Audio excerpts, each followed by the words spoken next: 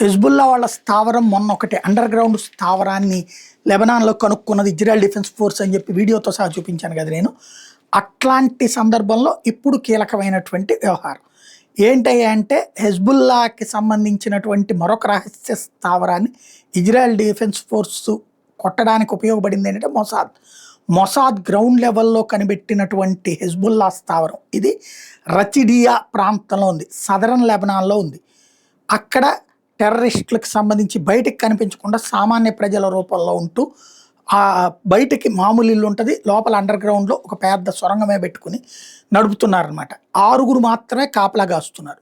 దాన్ని పట్టుకుంది, కాల్చి పడేసింది. అక్కడ 6 టెర్రరిస్టులు, వాళ్ళు హెజ్బుల్లా వాళ్ళు దృష్టిలో వాళ్ళు సైన్యం, ఇజ్రాయెల్ దృష్టిలో టెర్రరిస్టులు 6 పోయారు. వాళ్ళ కమాండర్ కూడా లేచిపోయాడు. డ్రోన్ ఆపరేషన్ ద్వారా లేపి పడేసింది ఇజ్రాయెల్.